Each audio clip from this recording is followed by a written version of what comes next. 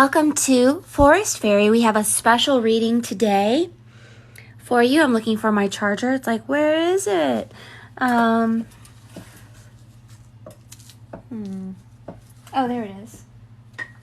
I'm sitting on it. Today we're going to make something for Wendy.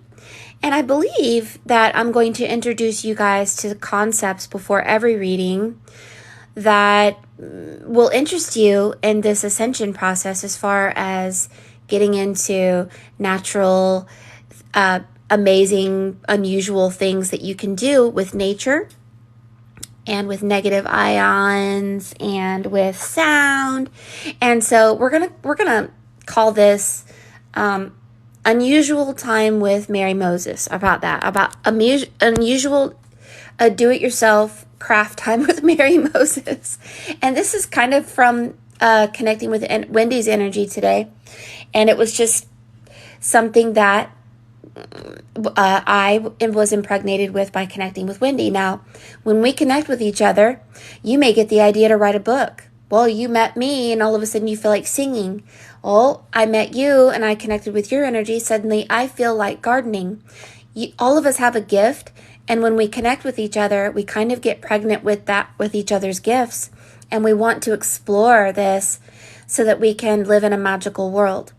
And so I'm going to try to help you to get a little spark of magic in your heart and tell you some things about pine cones and acorn caps that you can do to brighten your life and to bring magic into your world. So what you do is you go outside and you find a pine cone. It could be small or little or big or what. And I found some blueberry thyme essential oil. I love blueberry thyme. And wood absorbs oil. So anything that has wood like this, it's really good to have pine cones at your front door or inside your house to fragrance your house, to bring a feeling that's not usually there. So if you wake up in the morning and you don't smell something beautiful, then you might not be in that great of a mood.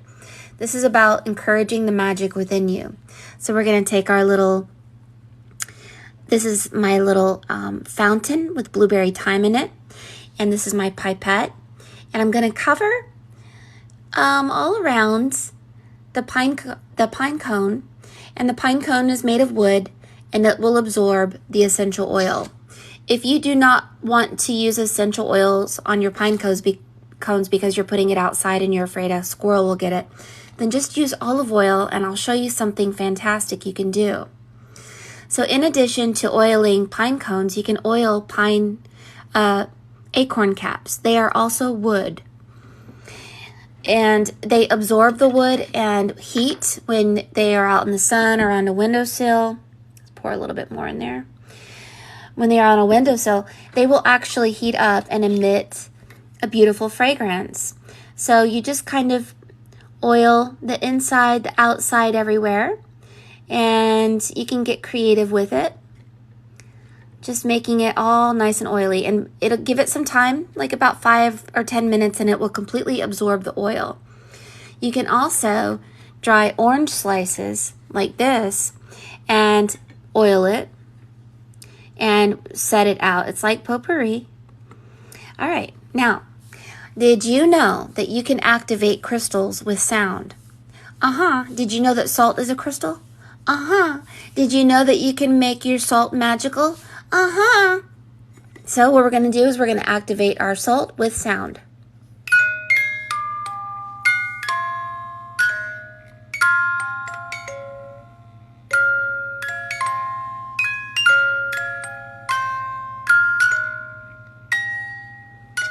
All right, we activated it. You can even activate your crystals using a sound. And we're going to sprinkle our salt, our Himalayan salt and sea salt all over our oiled pine cone. The smaller the salt, the more that it actually clings to the pine cone. And if you put it in a window, it will not only emit fragrance, but it will emit negative ions. Remember what I've told you guys in my lives. Heat plus salt makes negative ions. Your phone, the television, 5G towers emits positive ions. Bacteria emits positive ions. And so positive ions are not good for your heart chakra. I'm sprinkling with Himalayan salt. You can do fine sea salt. You can take a coffee grinder and grind your salts into a powder. And you can even take this pine cone and these and put them in your bath to fragrance your bath. Because why? Because wood floats. All right, so yeah, activate your crystals, your salts. Put your essential oil on your pine cone. Put it in a window somewhere where the sun shines. Put your salt on it. It will emit negative ions. It will give you a beautiful fragrance. You can put glitter on it. You can put herbs on it if you want to put something to make it look fancy. You can do that. But have fun, because if the only thing that costs money here is the essential oil and possibly the salt, which is really a minimal amount of money. This is free. This is free. This is free. All right. It smells wonderful already. And I'm going to try every day to show you guys how to make things like activated bamboo charcoal lotions with just 3 ingredients that are edible, and things that you can do at home as a do-it-yourself to bring magic into your world. And this was introduced from the energy of Wendy. So Wendy, I don't know what it is that you have in you that has a tree spirit or a nature spirit, but there's something about utilizing nature and turning it into magic. And so that is from Wendy to you guys today. Clap, clap, clap. Yay. All right, let's turn over here and we're going to begin our connection with Wendy. And the reason I don't talk to you guys initially and say hello and thank you and everything, and it sounds like I'm a jerk, is because if I connect with you, I might read for you. As an oracle, I have to think only on Wendy. So I do not want to lose my connection with Wendy. I want to make sure that I'm only connected with Wendy. And this is why I usually don't answer the phone. I won't answer your texts. I will not focus my energy on anyone else except the person I'm reading for, because it's important that I give a clear reading that isn't muddied up or muddled up with anyone else's energy at this time. So thank you for understanding. And just know I'm very thankful for any gifts that you do give, because any donations go to free readings. I give free readings every day. Spirit says I should. I obey. And if you feel led to give, thank you. And this is for people who cannot afford it. All right, so let's go forward, Wendy. I'm so excited about your reading. And ding-a-ling-a-ling. Yay, thank you. Tomorrow, maybe I'll show you guys how to make fairy bars, edible lotion, something like that. So we'll go on the live a little early, and I'll show you guys how to make it yourself.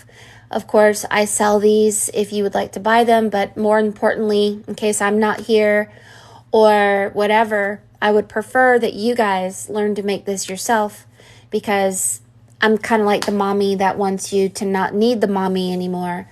I want you to make these things yourself in case, you know, you can't go to the store and buy this stuff. And besides that, you can't go and buy edible lotion at the store. So I'm going to show you how to make a lotion that's edible and fantastic, so that you're smart. All right. So, Wendy, I love you so much. I love everyone from Canada. Let me just say, Lorena McKinnon, her and I are buddies. I love her. Every piece of art that I've ever created, she's in Quebec, was from listening to her music. I don't know if you know who she is, but I love her. And I used to create tree women, and we were talking about putting my tall tree women on her stages to make it look like haunting. And I even made a video on YouTube of a haunted tree woman forest, but it never panned out. All right, so here we go. Mushi. Mushi, mushi, mushi. Mushi wants to give you a kiss. Mwah. Mushi wants to anoint your piece with 320 hertz frequency. Mushi wants you to believe in magic. Mushi says, how do you know this anointing doesn't make this piece of paper that is a dead tree and this charcoal that is a burned tree come to life? How do you know? We have to believe in magic.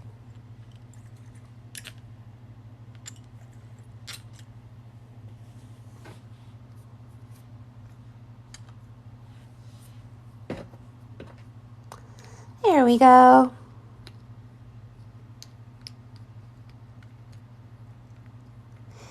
Now, I'm going to do a visualization with you, Wendy.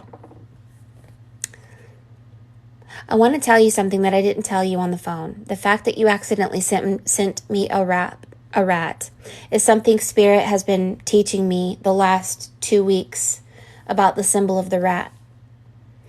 And it wasn't an accident. And it is not a negative symbol. Okay. But let's be children. Do an imagination game with me. You and I are wearing dragonfly wings. They are like invisible, translucent, they glow in the dark. And you're smiling at me and I'm smiling at you. And you're looking at pebbles. And the pebbles are in the river and the river's flowing over your feet.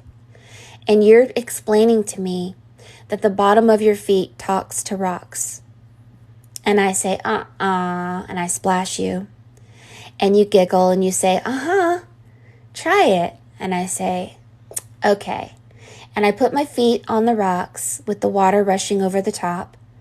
And my feet have senses in the bottom of them that we weren't aware of. And rocks have emitters that we weren't aware of.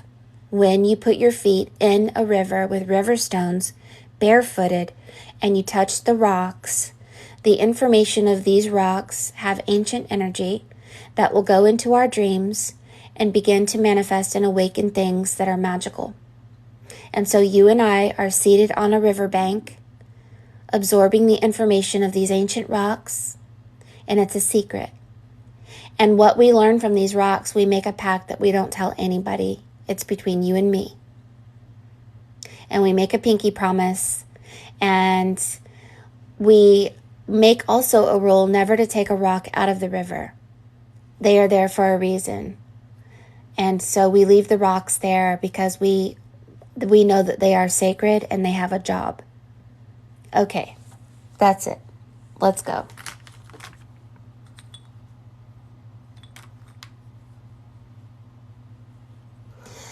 Won't ever say goodbye. Won't ever make you cry with my love. It's understood. Everywhere with my love. My love does it good. Oh, oh, oh. Oh, oh, oh. My love does it good. Don't ever go away. We will go and play with my love. It's understood. Everywhere with my love. My love does it good. Oh, oh, oh, oh, oh. My love does it good. You're holding lightning. Say what? You are holding lightning, you are holding lightning, and there's a rock person communicating with you. Oh, wow. All right, well, let's go with it. Anybody in the room that says that this isn't true or isn't real or magic doesn't exist, we're going to send out a bumblebee and sting you on your pinky.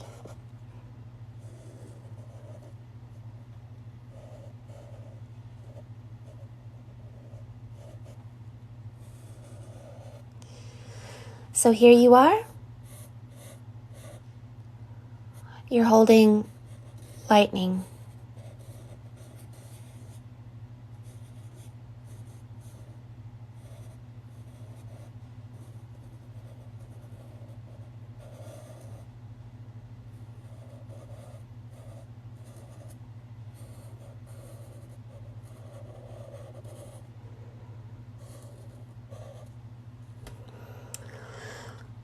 And this is a rock person. And you know what's so weird is my husband was just telling me about the book of Enoch and rock people. And I was like, and he was like, uh-huh. So anyway, if it's a metaphor, I don't know. You have dandelions. Really beautiful dandelion. So I don't know if you're into apothecary, but you definitely have these very unusual flowers that look like bursts of firecrackers. And you have an angel by a river. And you have fairies. Yes, there's fairies. Oh, they're shapeshifters. Okay. So, and you have a dragon. So, okay. And you have energies that are talking to you, and they're like a little pushy. Okay, so let me just say that there's this man, and he has this magical wizard hat. Let me put it a little closer. I want you to be able to see this with me. All right? Now it says Y, but it made a star. So it's like, it's a star, but it's the letter Y, if you feel me. And it's strange, like that, but it's the letter Y. Okay? And there's this man. He's a bearded, white bearded man. And he's riding on this dragon. This dragon is flowers. And it's almost as if rocks and flowers have a consciousness that have the ability to bounce out and talk. So there's a big wave, and there's a wave, and then out of the mouth of the dragon, and I know what this means. These are all allegories, and you have these beautiful little butterflies also. And anyway, out of the mouth of the dragon is this river.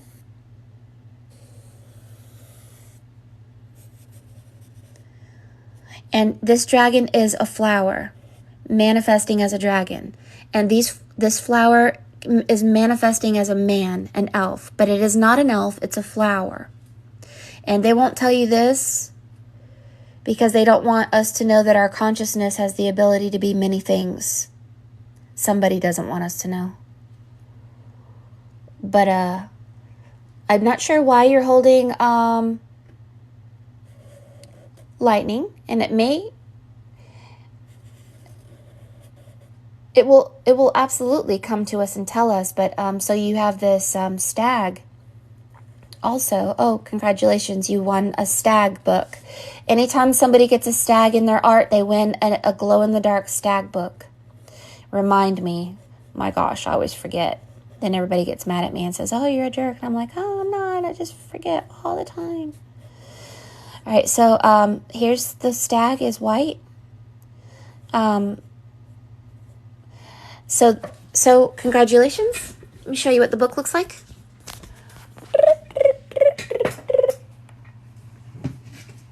Your book is wrapped brand new, but it is this off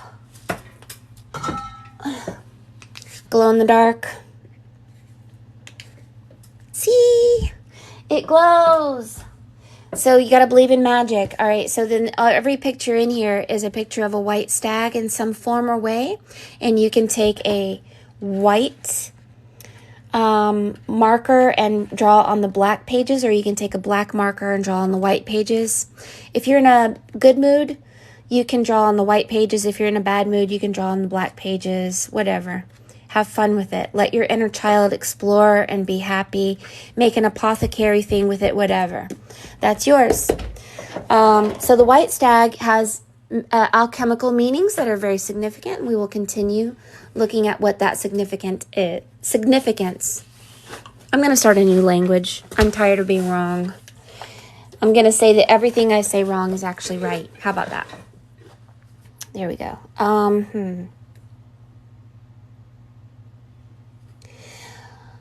So you have words, and I'm not really sure. It says ER here, AER, MA something, AER,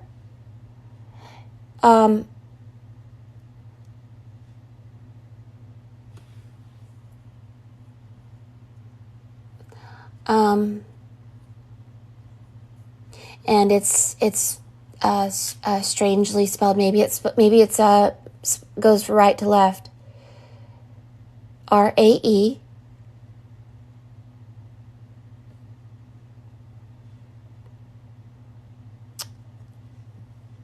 Ray.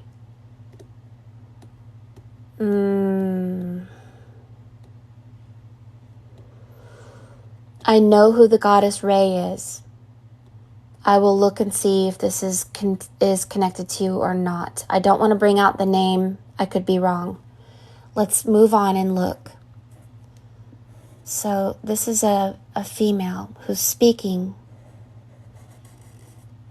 And out of the mouth is flowing some sacred geometrical shapes. These shapes look like 18 pointed stars. I don't know how to bring them out. It looks like boom, boom, boom, boom, boom, boom, boom, boom, boom, boom, boom, boom. Very many points, and they're all white stars, speaking a light language. There's somebody in laying on a rock, and they're and it says something here.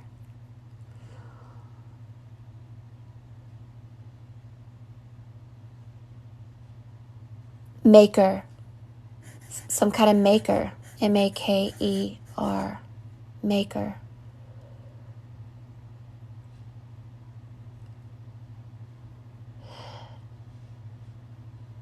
So, okay, so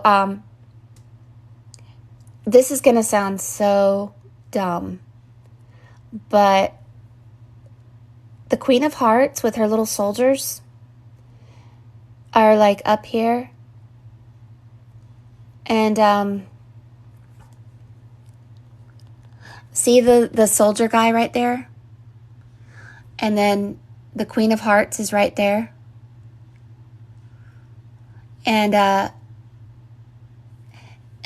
And he's sleeping, and he's holding a gun. And it's an old gun, like this.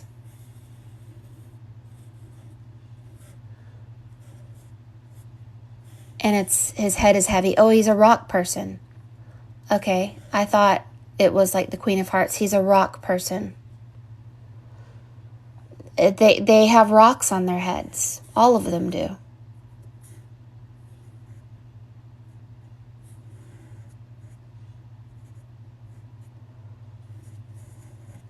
And even the head itself is made of a rock on the head. Okay.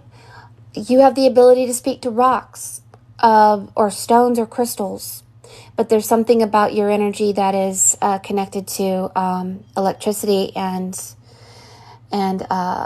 light language and the light. So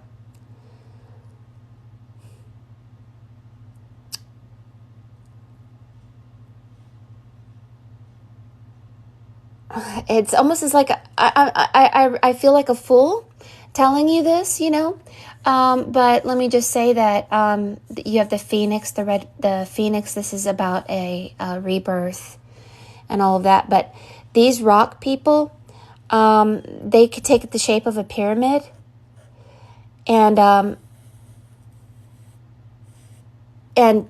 we think pyramids are dead. They're not. We think rocks are dead. They're not. They just communicate differently. They just are alive in a very different way than we are. We have not understood things.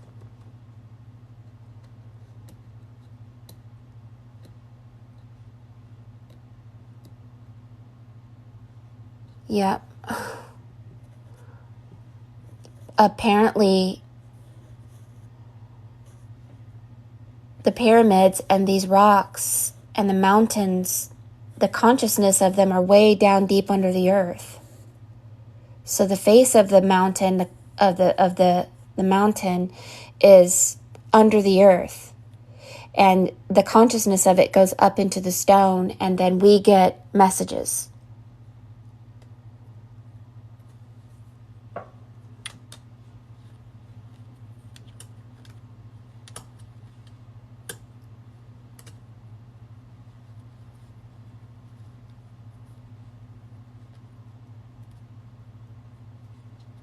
What I know about Ray, is it Moab? Moab. I don't, it says air.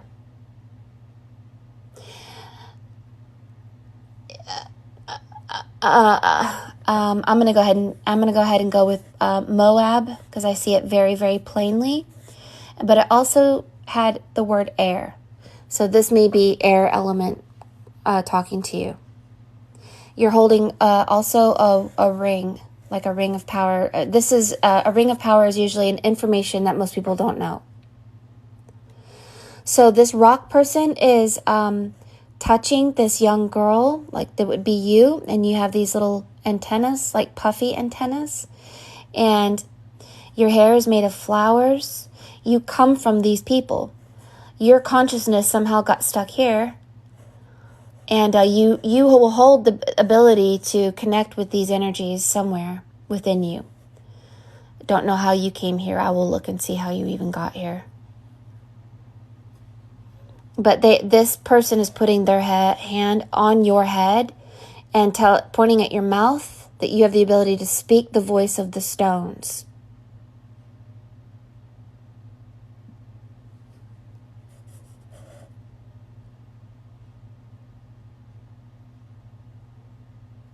You have a frog on your head, a bullfrog. This is very, very, very significant in alchemy.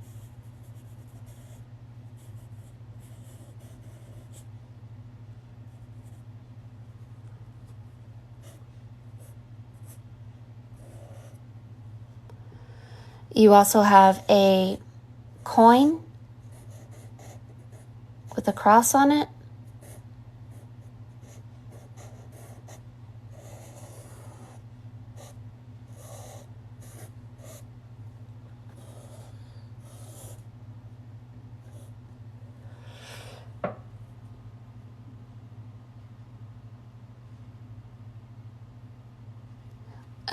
Okay, so I don't know if you know this, but there's a story of certain mountains that can have doorways that cannot be opened unless someone has a special knowledge in their DNA.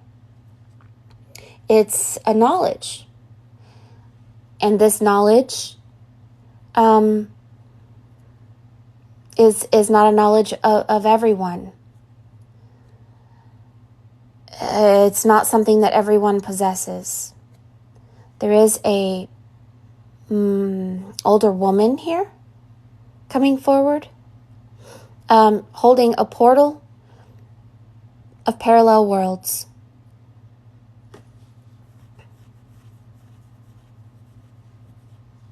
Inside this parallel world is a heart. And inside this place, it's a portal. Oh, you open portals, but only certain people have the ability. You have to have the frequency. You have to have it in your DNA. It's almost like you have to have manna.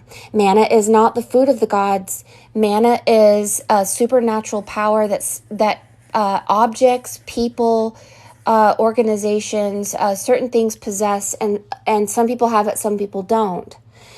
So my temporary communication to you until Spirit clarifies these things is that you have the ability to open things like these portals. See, there's this place inside these, I don't know if it's a pyramid, but yeah, look, okay, so here's the doorway. Let me get this light where it's not so bright and you can see. Here, wait, see. Yeah, maybe you can see that better. Okay. There is a doorway, an invisible secret doorway opening up in the side of the mountain. And inside this mountain are these alien-looking beings. I'm not saying they're alien. I'm saying they look alien. They have ant-like faces, maybe an ant people. I don't know. But you have the ability to open up invisible doorways in these stones because you're a stone talker.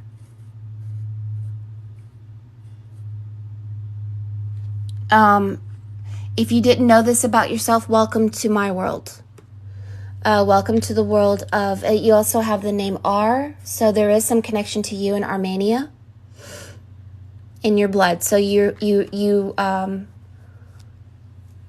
that rat is connected to Armenia. It's connected to vampires. And the vampire is, it's the blood of Christ. It's the people who say, drink my blood and live forever, the vampires. Which is why you have the stag. The stag is the body of Christ. The body of Christ, his name changes with different ages. So his original name was Mithra from Armenia. And so you have something. Okay, so then there's this man, and he's lifting a stone.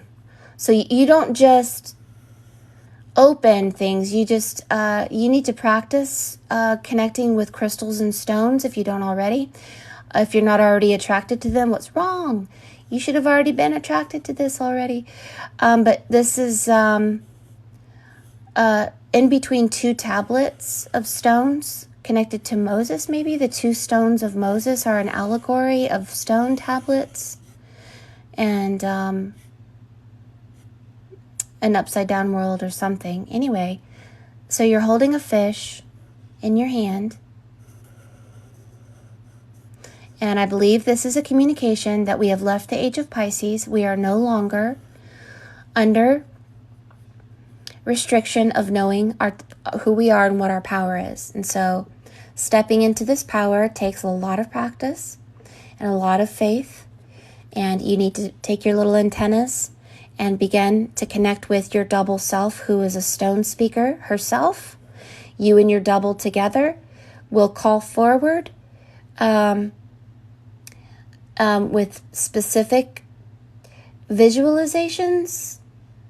And I guess you have to visualize while you speak, because it's like I see a specific visual along with the voice. And there has to be a book on this. Anyway, rock person. He's seated.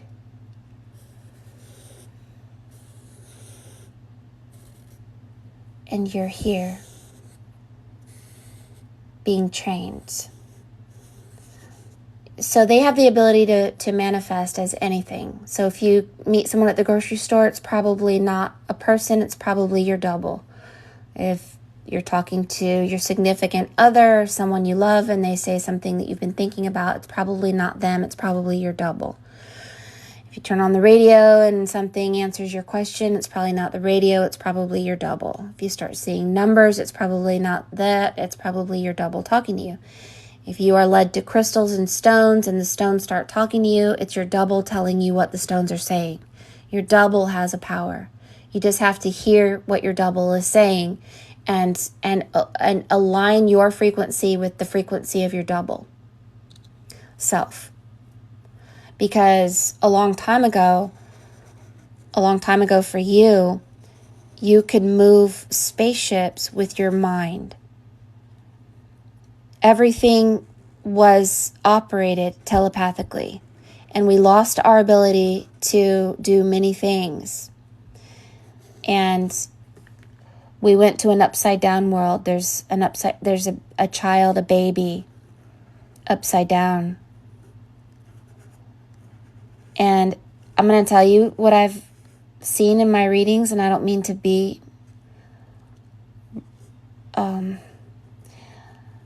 I was born in 1973, the year of Roe versus Wade. And I was shown that I was actually, my mother actually, I don't want to say the word because I could get kicked off, but my mother actually got rid of me. And the thing is we don't die. And we bounce to an upside down world where a mother that was very nice may end up not being so nice in the upside down world. A father who could have been nice was not so nice in the upside down world. People, our souls, if they aren't large enough and something happens where our soul gets pushed in this upside down world where we have to grow through pain in order to get strong. And I don't know how it works, but a baby upside down is something happened to you. Maybe in this birth put you in an upside down world where you didn't get to grow like people who are in the right side upward, like, love and power and joy and da-da-da. Anyway, there's something there. Yeah.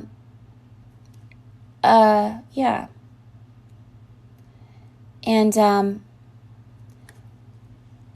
also there's a story of there's an unseen force that has the ability to remotely create hybrids. And I know that sounds crazy. Okay. That they have the ability through some technology to do something to make your blood, maybe it's not blood, maybe it's a ethereal net, maybe it's your spirit, maybe it's something that's advanced technology that we have not tapped into or understood. But your birth was by these beings of light. They are of light. And yes, mom and dad procreated. Yes. But some children have something else. And some people in different cultures outside of Western culture call it manna. Manna is not the food of the gods. It is actually, oh my gosh, look very closely. This alien, look very closely. That's you in a flower. All right, you're a little bitty thing in a flower. Look at you. That's you in the flower. 1, 2, 3, 4. You're this little thing. You're in an incubator. There's eggs around you. You're in an egg. And something happens with you being with this thing that's possibly an alien, goes into the human, and you went into an upside down world, and you're growing out of it for a greater, grander purpose. And I don't mean that this isn't God. I believe God is in all things. I believe that there are no mistakes. And these beings have a weird, strange language that goes like this, and this, and that. And this, and this. And they move rocks. They're putting these rocks up in the air, and they are very connected to stones and rocks and things like that. They have the ability to move things with their mind. And so you're going to bounce back into that power again or something. But yeah, you're being held like a little baby, like a little star baby.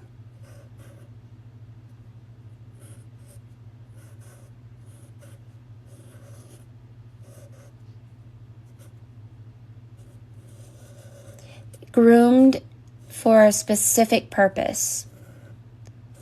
And this purpose was to move through the body of Christ, which is the age of Pisces, to grow your soul, to get out of the prison, 11:11, dying and rebirthing, so that you open gateways and portals through your ability. See that stick that you're holding?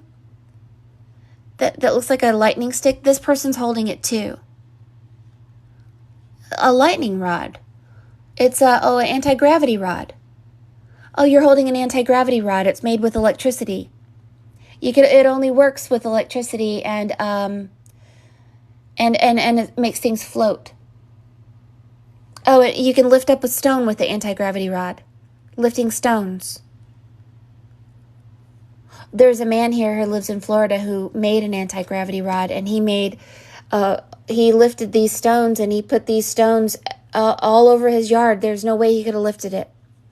But he said that it was magnetism, gravity, magnetism, electricity, and the energy of the earth. You have to be around certain stones for it to work.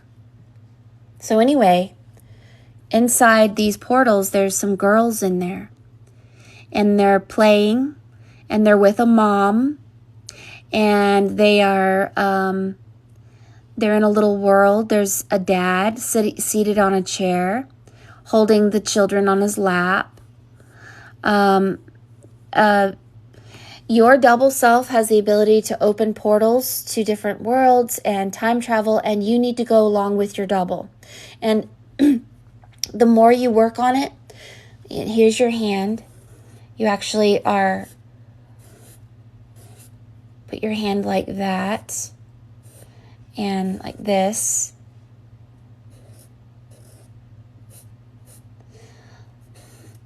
The more you get into it, practice it, the more the stone of your mind will lift where it seems so heavy before. That stone on your head, too heavy. Look, you know how long I've been doing this? 15 years. And it takes diligence, and it takes focusing on life energy and leaving behind death energy. You should connect with, it says Isaiah, Isium. It says Islam. Why does it say Islam? There's something that you need to connect with, whether it's the Islam religion. It says,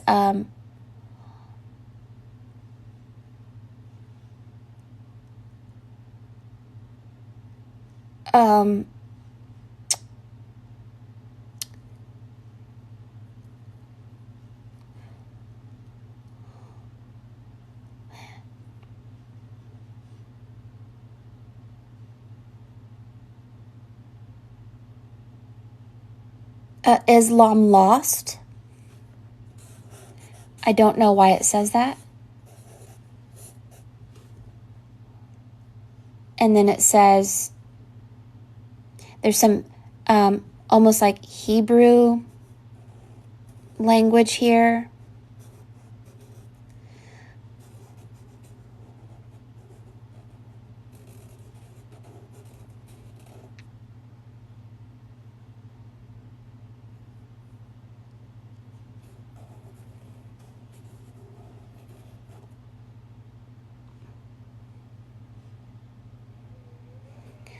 There's some kind of ancient device that looks like this, and its handles actually looks like this also, and it does look like a flower, but it's not a flower. It is, you are that flower. Your body has a power you may not have tapped into. The two fish. We are leaving Pisces. We are becoming superheroes. Believe it. You are lifting stones.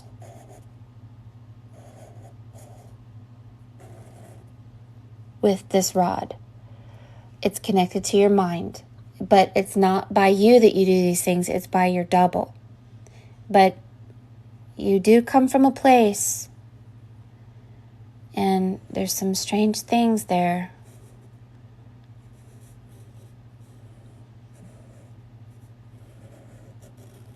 It's a divine egg.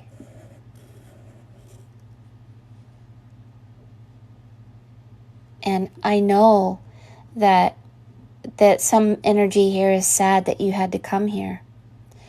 So here's how it goes. You went to the upside down world. You came up like Superman. Superman was sent here and all that.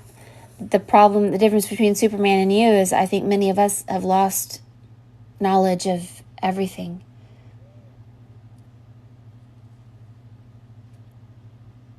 So this language that your double is speaking, I don't know how to bring it out, but it's like 18 pointed stars, very many points on the stars, and you send them out, and it opens portals in the stones, but it's different. There's an anointing bottle. You may have to be anointed. You're an anointer, but you know what an anointer is? It's somebody who has a power with their voice or their hands. That's an anointer.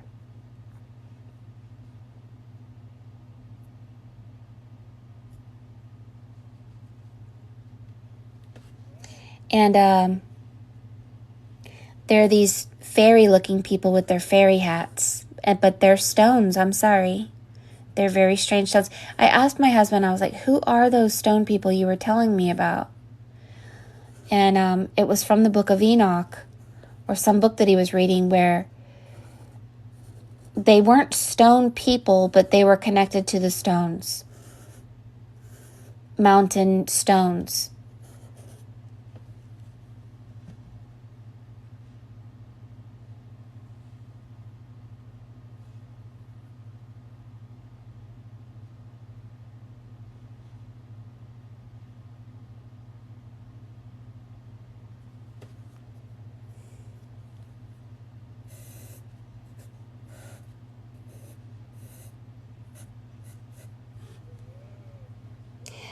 Here's how it works.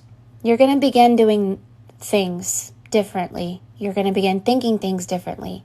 Spirit is going to start leading you to things in divine timing.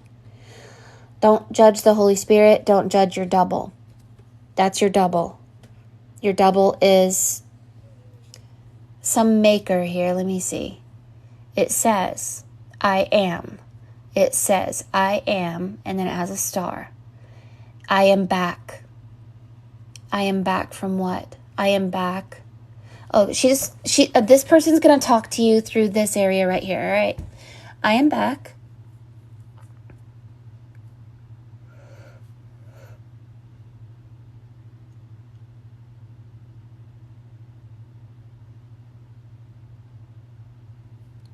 From, it says Sans, S-A-N-S. From lands.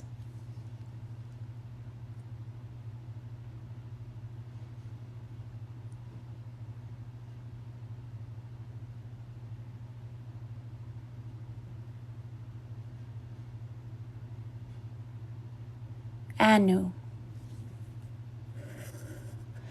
Possibly your double already exists and has a name, and it says Anu, and I don't know what that is.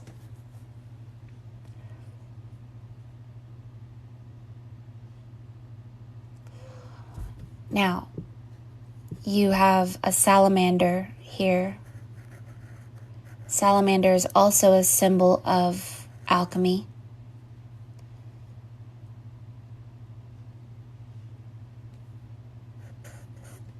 All right, you got these little huts here.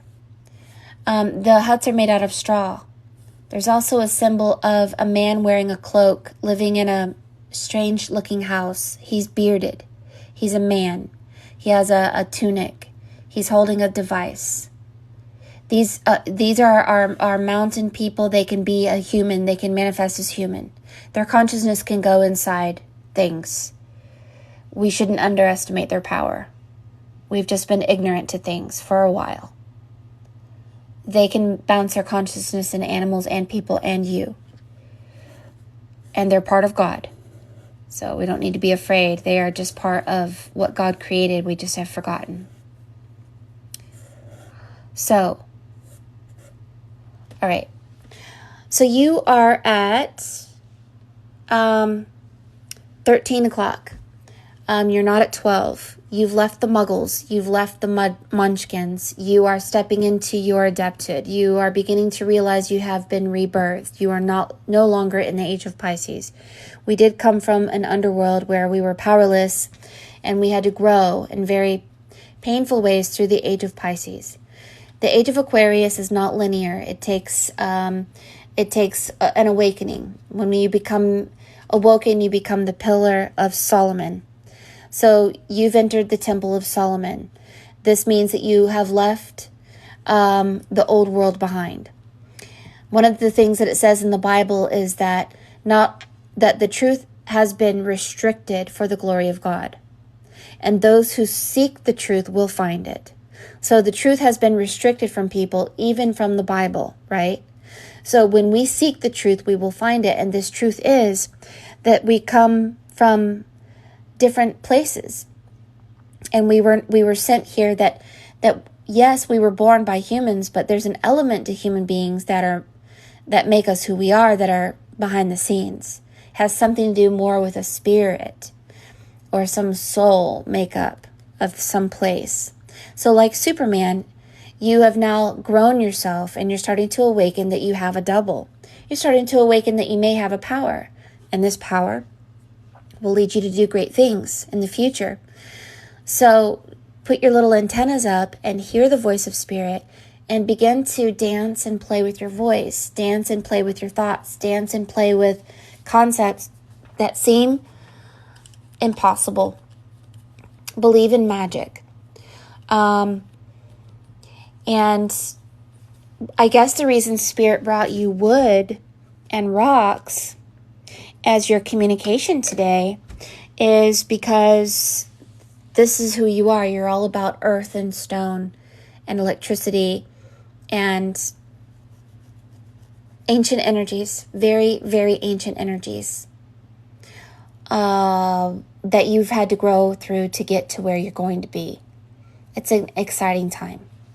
Levitation, gravity not being what it used to be.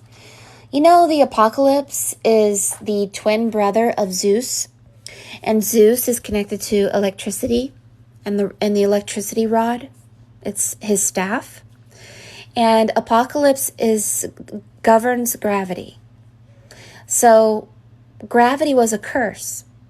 If the apocalypse makes us lessen gravity and rocks start floating or talking or communicating, whatever, then the apocalypse is way more than we ever imagined.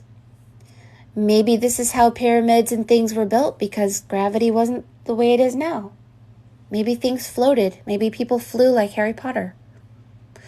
Maybe we flew. Not because we had wings, but because there wasn't as much gravity.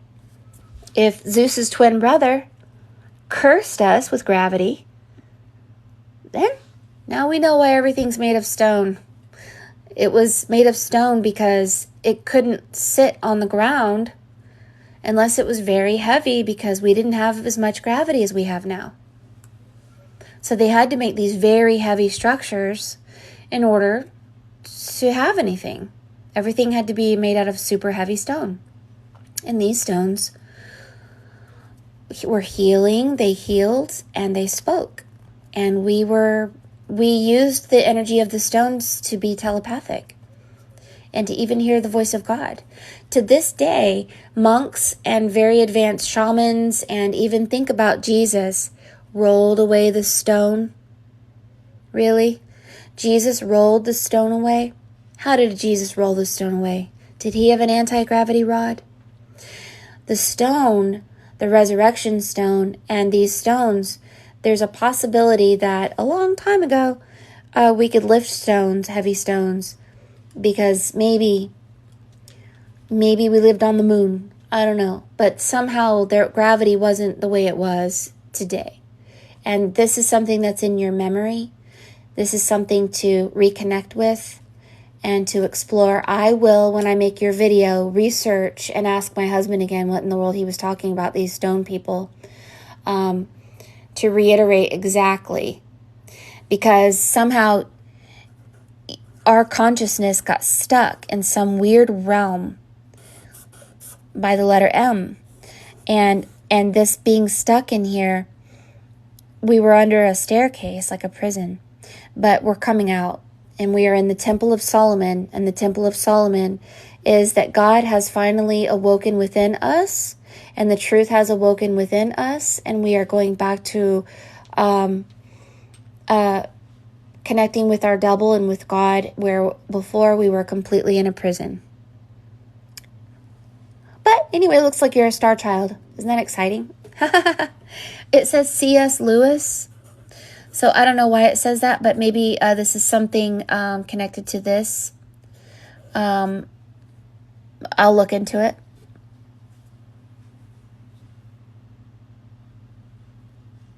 I am now looking at your comments.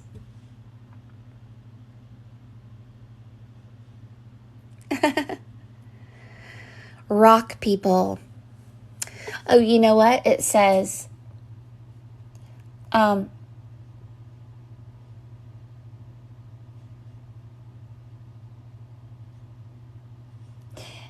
okay, so it says matchmaker. Okay? But it's not what we think it is. I'm going to look into it.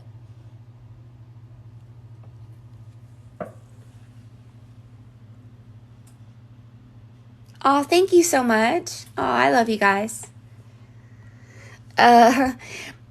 If this feels too outlandish for you, then let's take it down a few steps and let's just make it more simple.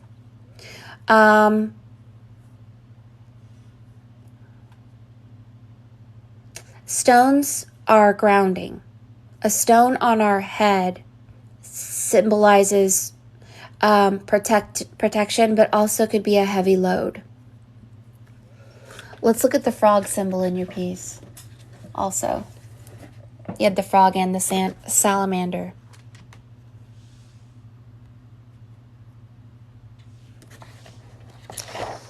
Okay, when you guys get readings from me, guess what? You have to go to Hogwarts. Put on the hats. Turn to page 234. Says Professor Snape. And Professor Snape wants us to learn about frogs. What is the function of the rubber duck? What is the function of the frog?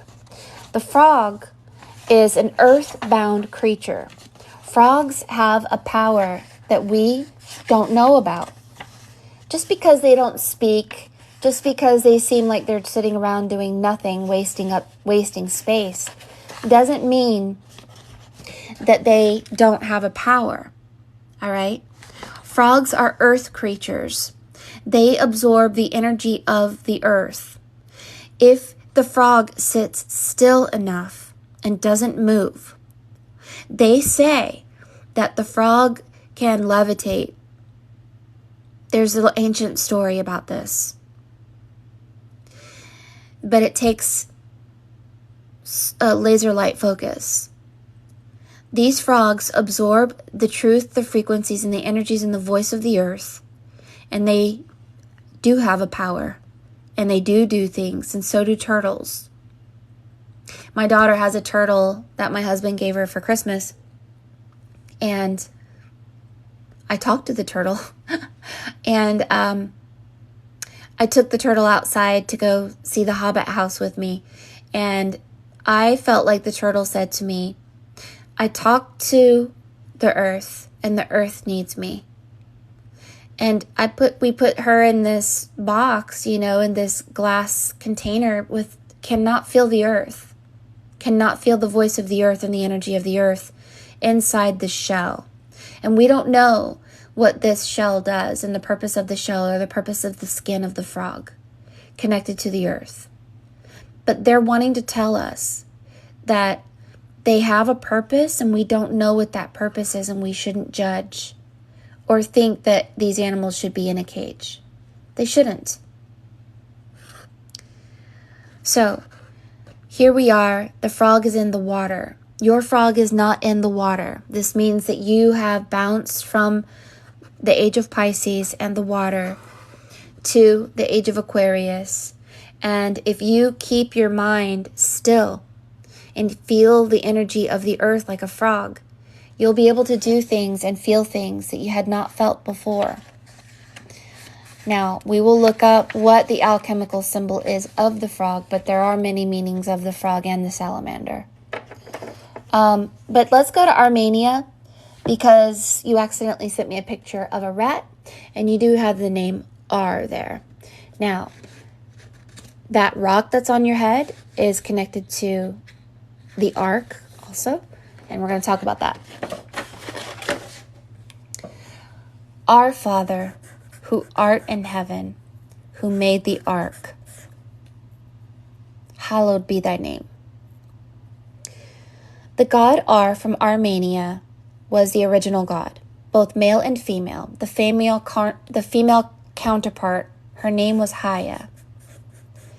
And for some reason, people changed it to Gaia. And they changed Gaia to Gaia.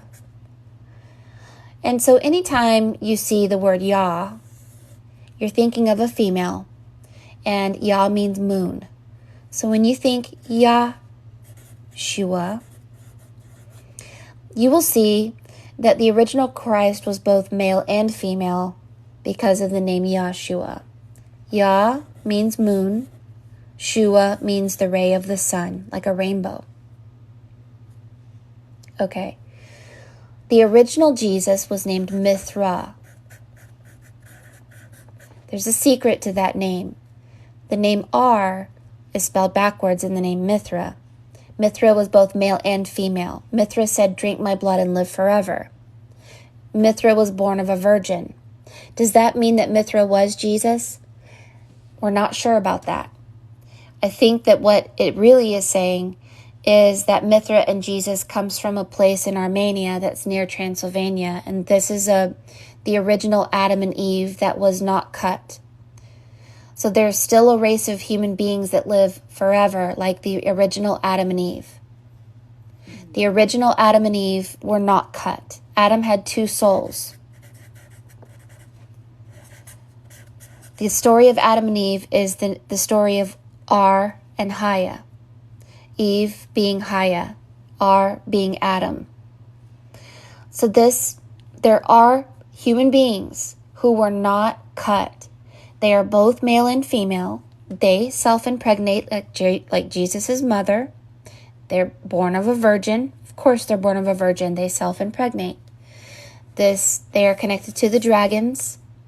They live in the mountains. They say, "Drink our blood and live forever." And they are very different people. Now, what does that have to do with the rat? There's a story of the giant rats of Sumatra. The giant rats of Sumatra are connected to vampires. It is an allegory of speaking of rats as being things that bite you, and the word giant. So the original Adam and Eve were giants, and they're connected to stones.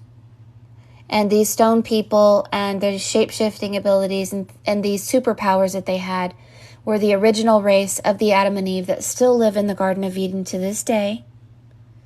And they are the immortals. So, that you have the white stag, that you have the name R, that you sent me the picture of a rat by accident, that the rat was dead, is a symbol that something happened to you. Maybe, perhaps, your Adam was cut into Eve, and you were sent out of the garden. But your original form was both Adam and Eve, and you lived forever. There are those who are still alive that are there to this day, according to some people. So anyway,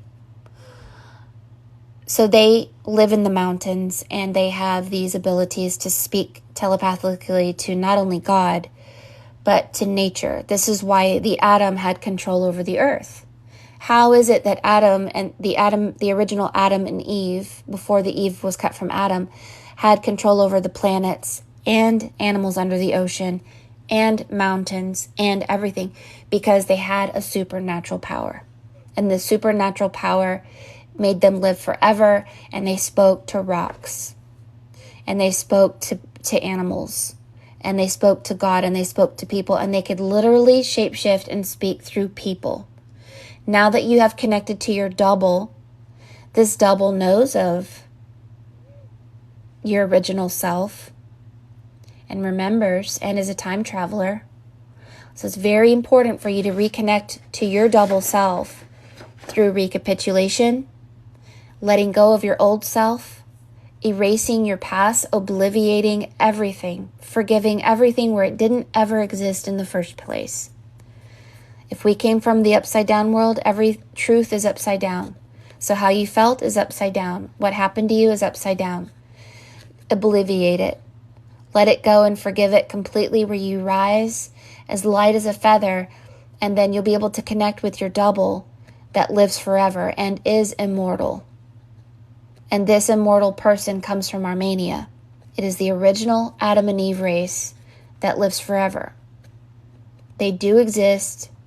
They're coming back, and those that are ready will be able to ascend, and this is the return of the Christ. This is the return of the King. So, this is your story. And so, I don't know why it says C.S. Lewis. We're going to look into that. But Puff the Magic Dragon lived by the sea and frolicked in the autumn mist in a land called Honolulu. Little Jackie Paper is a physical self that does not live forever. And your double self loved little Jackie Paper. And one fateful day, Jackie came no more. And Puff, that mighty dragon, let out a fearless roar. His head bent down in sorrow, and his green scales fell like rain. His teardrops fell like rain. And he no longer wanted to play any games. This is a story of Puff the Magic Dragon. Is we have to align our physical body with the consciousness of our double. Otherwise, we forsake the unity, the divine marriage of flesh and spirit. We forsake becoming one with our dragon. We forsake the remembrance of our original form, which was both Adam and Eve. We had two souls. We were not cut. We self-impregnated. We were in eggs. And we laid eggs. And we did amazing things. And we worked and lived and breathed for the will of God. And our mind was not only our mind was a collective consciousness like antennas. And we were unified with nature and the earth, and we all worked together divinely. And we obeyed each other because we all obeyed one energy of life. Any energy that was an energy of death was a lie. And that's the story. So your resurrection with the phoenix is stay still and listen to the earth, connect to your double, and begin to let go of this place. It is not our land. It is not our home. And we don't want to be here.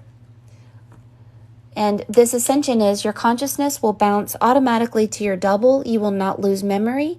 You will not lose consciousness. You will not experience death. Once you and your double are on the same page and have the same power, you merge as one.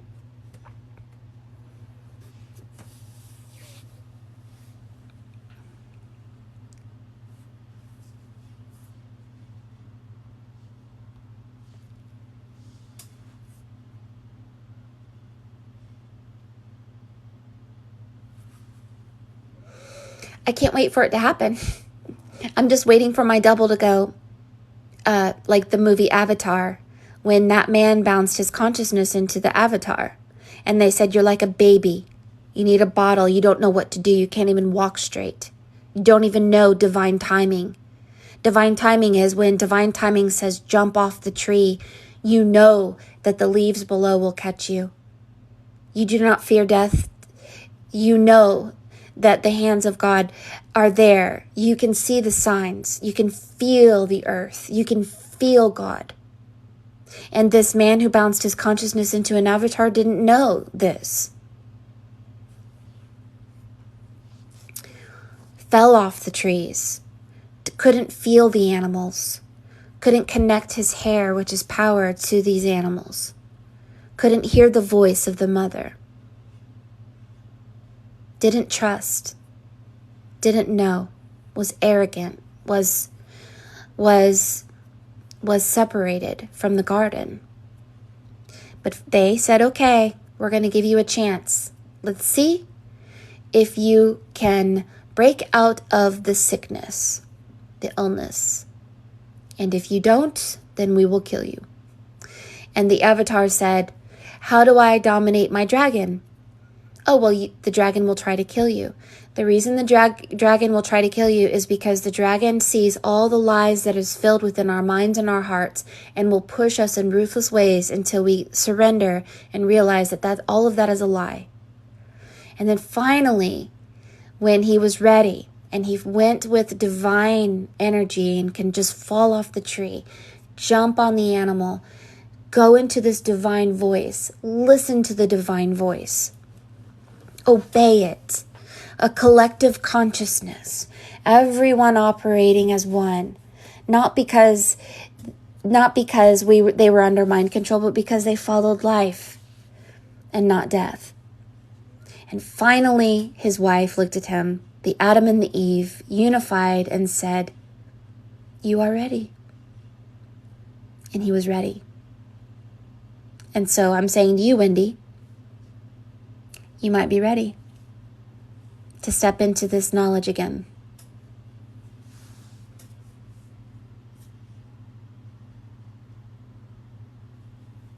Yeah, the dragon doesn't play games. In alchemy, if you're eaten by the dragon, it's a good thing. It means you have surrendered and allowed yourself to be digested in the body of the dragon. You cannot enter the halls of God unless you've been eaten by the dragon. Puff the Magic Dragon is a sad story of forsaking our unity of male and female, of our divine self with our flesh. Jack and Jill went up the hill to fetch a pail of water, but Jack fell down and broke his crown. If we break our crown or lose our crown, Jill will come tumbling after. One cannot survive very well without the other. We need each other. And this is why Puff the Magic Dragon was so sad. So we have to balance. And it looks like both you and your double are like the same size. So I don't see a big imbalance. If there's any imbalance in your threefold flame here, it's this one. Why is this third flame so much smaller than you and your double? I think you don't believe that we've gone through the 11-11 pole shift. I think you have a hard time believing that you're powerful. I think you don't believe that we've left the age of Pisces. I think it's just what Spirit told me to tell you. Time to start believing in magic and make magical things every day. Everything that you do is a prayer. So if you make a magical pine cone with oil, and wood absorbs oil. So oil your pine cone with your favorite oil. This is blueberry thyme. You can oil acorn caps, put it in the sun, and it will emit the most beautiful fragrance for you. We're going to show you how. Hold on a second. You can activate crystals, which is also salt, with sound. And we have our crystals in here, which is salt. And you can salt your pine cone. Himalayan salt is nice fine salt that clings to the oil. It'll emit negative ions. You can put it in the window of your home. And it's a natural negative ion emitter that smells beautiful. When the heat warms up the oil and the salt, you have a negative ion emitter. You could put activated bamboo charcoal on it. You could put it on orange slices. If you want to, you can put the pine cone in a bath and anoint it with salt and oil and make your bath smell wonderful because the pine cone floats, but it will hurt you if it touches you. And if you're closing your eyes in meditation and it comes up against your face, you might get really scared. Little warning there. But acorn caps float. You can put these, anoint these with oil, and you can put salt inside. Let's put it in here, I'll show you. You could put little salt inside your acorn caps, a little bit. Put them in the water and they float. Wood floats. And then the little floating acorn cap emits negative ions, and everybody thinks you're crazy, and you're like, no, I believe in magic. And I believe that nature has magical things to teach us. I believe that we have a relationship with frogs and stones and earth and acorns and everything, and you can activate stuff with sound.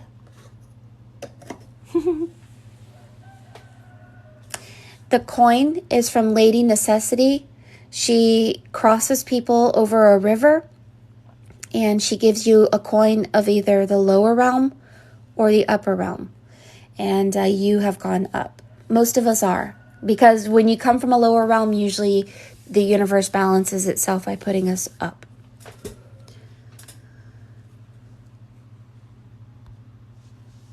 Thank you so much, Trey. I love you.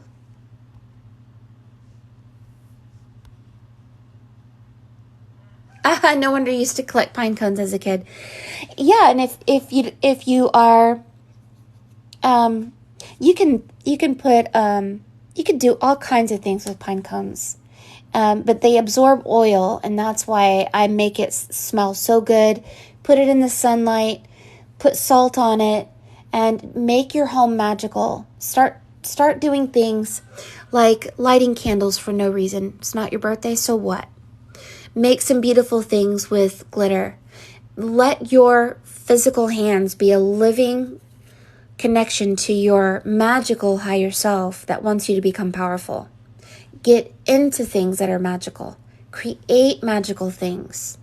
Create an apothecary cabinet that opens up in a strange way and nobody knows what it is or what. Invent it. Make things and make surprises for yourself every morning. Maybe do something fun and allow yourself to have the heart of a child, because that heart of a child is what your double needs. Needs that giggly, joyful, magical self that has no ego, no beliefs, no emotional pain. That magical self to do some crazy, wild, amazing things. And that's a great hope for us.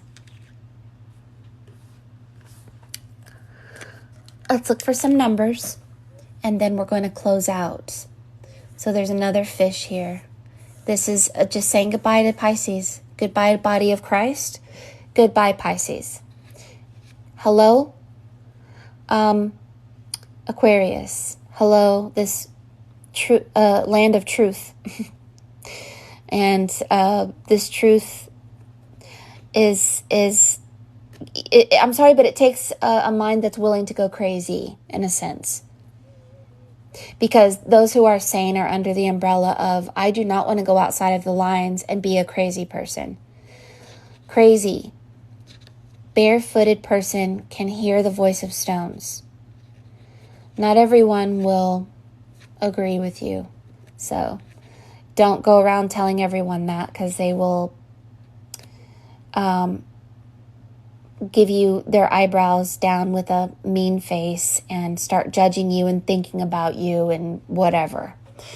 And we don't care. So I want to look for numerology just to have a little bit more of a push so I can make sure that your reading is absolutely sincere. So, Rockman, whoever this man is that's helping you, communicate with me a little bit more so that I can look this up.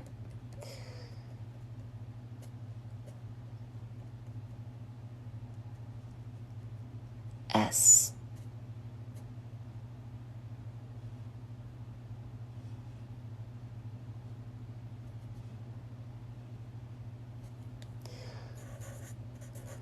He says C.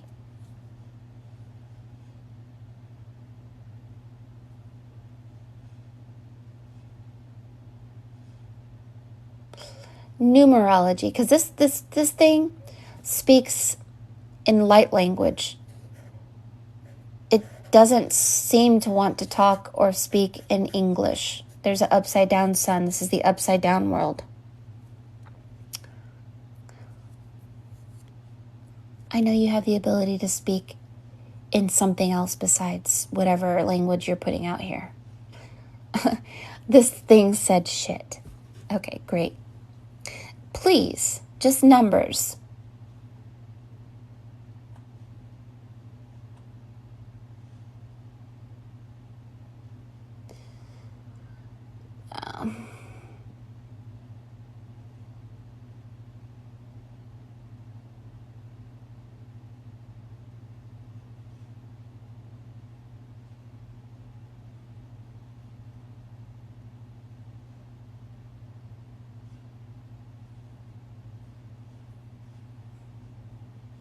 You can see S-H-I-T right there.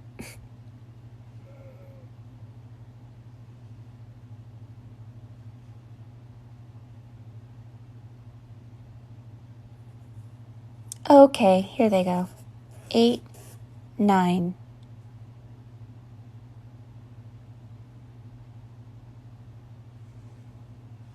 One, 2, 3. 3. 1, 2, 3, 4, 5. 5. Okay. 8935. That'll be a communication to you. There's a Pinocchio in the water right here. It's not a real boy.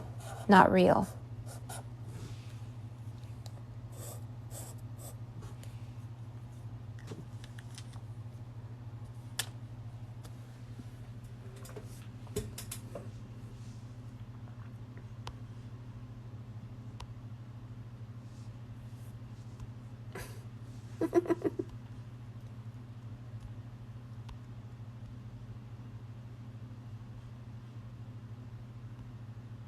When I first started doing readings for you guys, I thought the dragon was bad.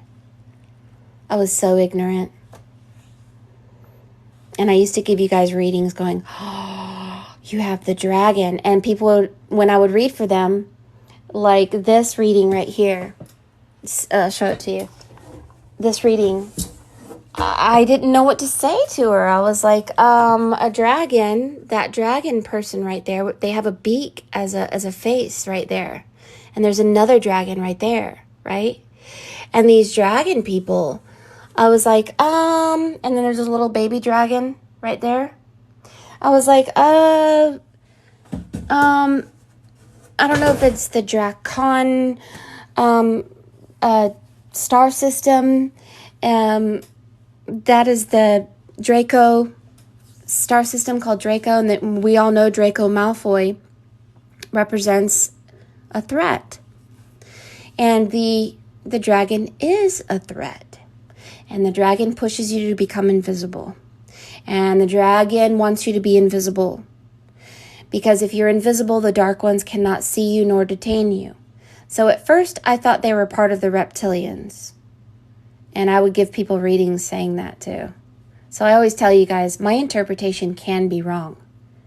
Listen to your higher self and use your common sense, because I absolutely could be wrong. But I've learned where spirit has started talking to me, telling me about rats, telling me about frogs, telling me about the dragon. And I had to get into alchemy to understand the dragon. And alchemy is all about symbology. And now I realize the dragon is the halls of God and the mind of God, and unifies you with God, you with your double. You cannot get to God except through the body of the dragon, which is kind of like the body of Christ. And this dragon will push you in ruthless ways, yes. But once you and the dragon work together, oh my gosh, it's your good luck dragon from the never-ending story. And then suddenly you're like, woohoo! Start raising the dead. Artax isn't dead. A bunch of jerks threw you in the garbage can. You go and throw them in the garbage can, and you create your own world. Thank you, Wendy. Big kisses and hugs from me to you. Thank you for being patient when when it is your time for your reading. I will send you your reading via text. You'll get it as a YouTube link, and your digital copy will be also sent to you via text. And I will not forget you, so if it takes longer than usual, please be patient. I am behind. Why am I behind? Because Spirit is counseling me on some symbologies, and some of your readings are revealing things from readings prior to yours that I didn't know about. And for some reason, Spirit's like, wait, don't read for this person yet. You don't know what that rat means yet. And so I had to be taught about what the rat was. It's the vampire. It's the original Adam and Eve. So yeah. Things happen like that, where Spirit says, you don't know what that means yet. You need to wait to do that reading because you need that reading to be truthful.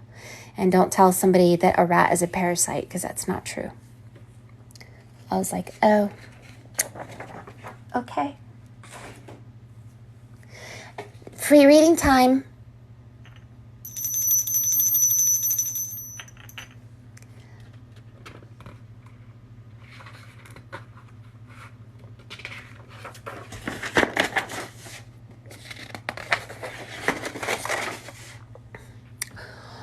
Rock people. Was there not a rock man in the never-ending story? It looks like I have big, strong hands. And then the nothing swept him away. The nothing is the dragon. It's the eye of the needle. We become nothing and then we become everything. And the rock man says, they look like big, strong hands, don't they?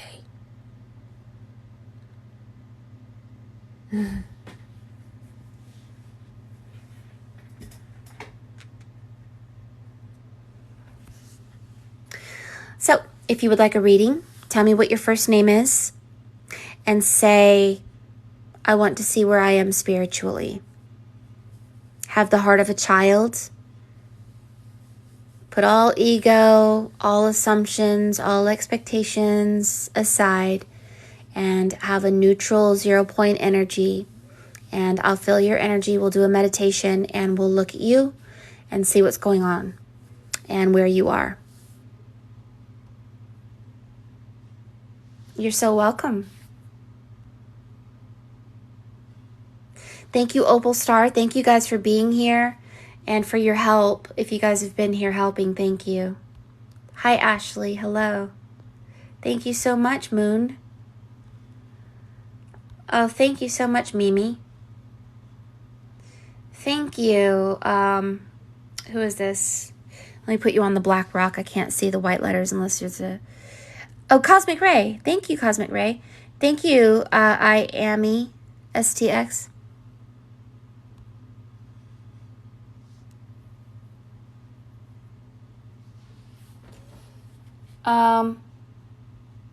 Somebody's asking if I'm ready for them. Did I double book by accident? I only have one person scheduled for today, and that was Wendy. Am I ready for who yet? Cruz? I don't know.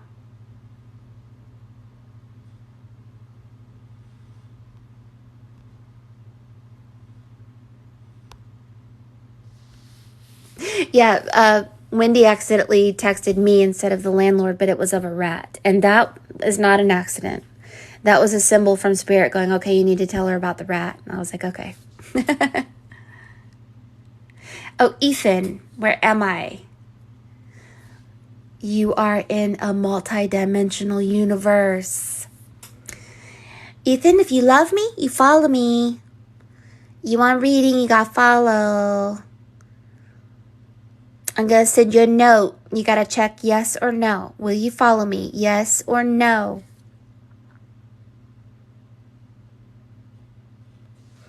Okay, Ethan. Let's do a meditation and we're gonna see where you are spiritually. Na na na na na na na na na.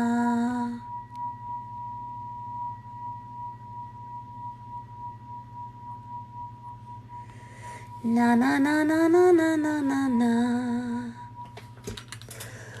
Ethan, let's do a meditation.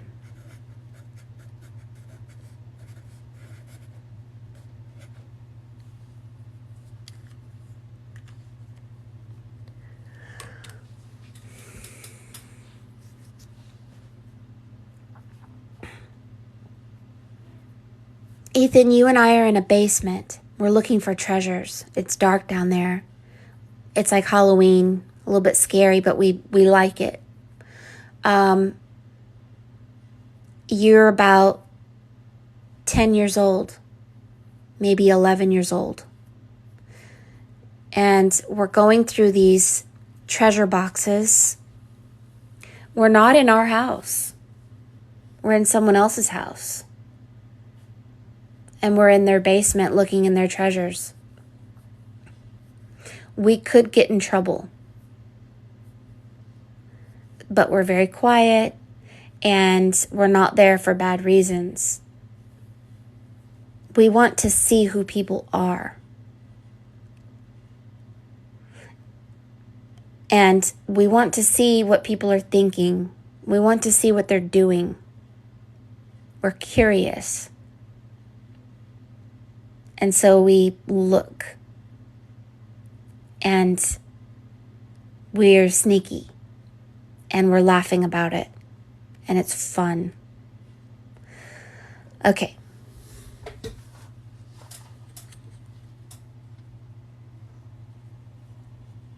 Thank you, Divine Spirit, for knowing Ethan through and through. From the left shoe to the right shoe. From the hands to the head. And beyond.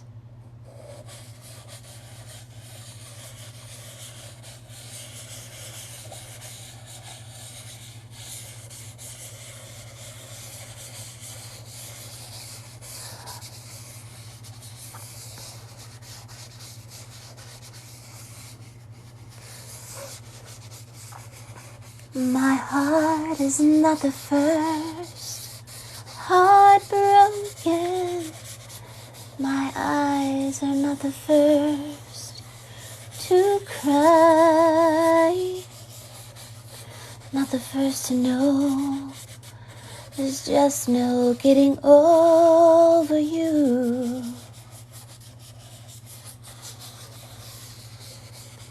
I know I'm just a fool who's willing to sit around and wait for you.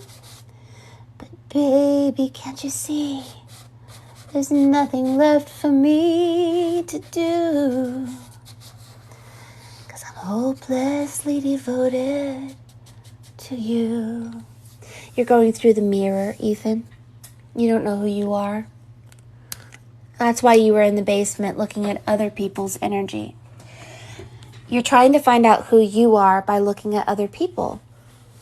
And you are being shown that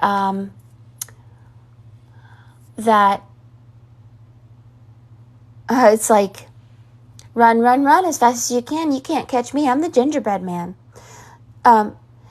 You're not able to catch who you are. You're like not seeing it. There's a gingerbread man there. So here you are holding the mirror.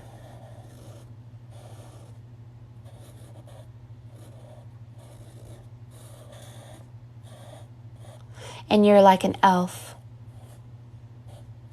And you're hiding your face completely. And there's a bird. They have the olive branch. This is the olive branch of the white bird reflects Zeus. Zeus is connected to the olive branch. Now there's somebody writing. Have you thought about scrying? You're scrying here. You should become a scryer. You will end up being taught things if you decide to do what I do on a piece of paper. a canvas. Maybe you're an artist. I don't know. But you're doing something like I do. But anyway, you don't know who you are. You're wearing a cape. This may be some symbol of, I think it's kind of like, there's a mother. This is a mother talking with their mouth open. You seem to be or are under the impression that you are your mother, you are your father, and none of it is true.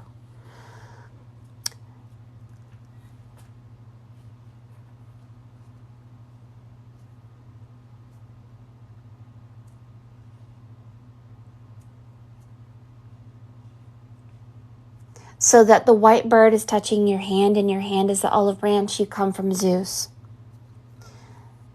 And Jesus is also known as the olive branch. But anyway, so there's another female here with 101001. These beings in your blueprint of your soul speaks in numbers only. And ones and zeros. 001, 001, some kind of code.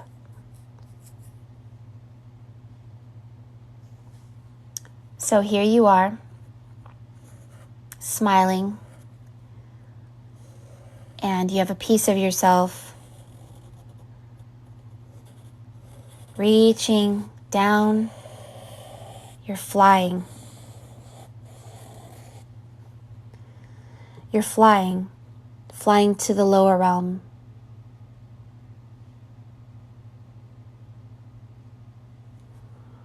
You're Peter Pan.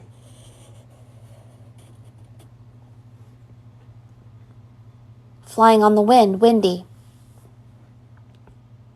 You wake people up from being asleep. Like Peter Pan woke up Wendy. People who are asleep. They've been under mind control from these things that wear hats like this. Big noses, big ears. They've been under mind control. You're the Peter Pan that wakes up the Wendy. Come on, Wendy.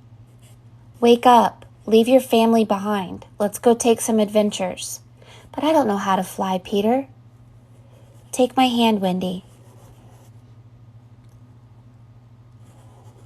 I can't fly, Peter.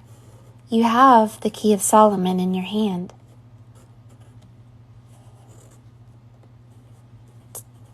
You're all pent up. You have buttons all over your clothes. How can you even fly and move if you're wearing those weird clothing? You gotta wear loose clothing like a fairy. You can't fly unless you have loose clothing. There's somebody here who's a minister, a prophet. Somebody who's prophetic. He has the wheel of Ezekiel's wheel.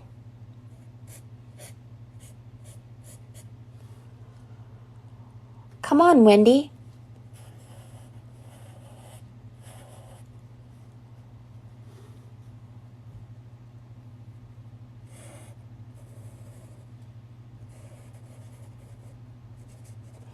You have like some kind of wings on the head. So the wings on the head reflects astral travel and the travels of the mind. But anyway, so you do stuff on the spirit realm. You may not remember. And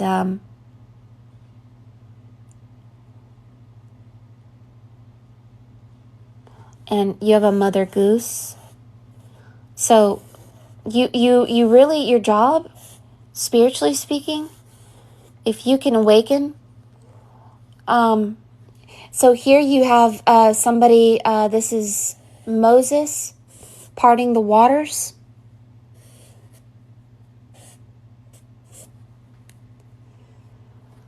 The parting of the waters has an allegory allegorical understanding to it. It says 001100 out of the hands 00. It's the left hemisphere of the brain and the right hemisphere of the brain, like this 1 2, and then this also the butterfly 3 3. The left side parting the right side, so that's nothing left but the pineal gland in the center, which takes you to nothing. And when you're nothing, you can be everything and everyone, like Peter Pan. You can fly anywhere. So that is you, Peter Pan. This is you, Peter Pan, trying to help these individuals who are under mind control, especially religion, saying, come on, let's go. Where's your Tinkerbell? Maybe that would be, this is Wendy. You have north, south, east, west. 1, 2, 3, 4. Like that. That's Cygnus. The star system Cygnus. I do not see Tinkerbell. You gotta have, oh, there she is. No, you gotta have Tinkerbell. She's on your finger. Look at her. Oh, turn the light off, you can see her. Okay, look very carefully. Here's Tinkerbell. Tinkerbell reflects that you have two parts to yourself, both male and female, and you have the ability to do many things and shapeshift, and she's being grumpy. She's jelly. So anyway, there's this grumpy jelly belly. Don't talk to that girl. I'm your Tinkerbell. Shut up, Tinker. You're getting on my nerves. Go fly somewhere else. Go mate with a bumblebee. All right. So I still think that's too bright. There we go. Yeah, that's better. Okay. Oh, you hurt my feelings. I'm sorry, Tink. It says Mary. Marry. So, why does it say that?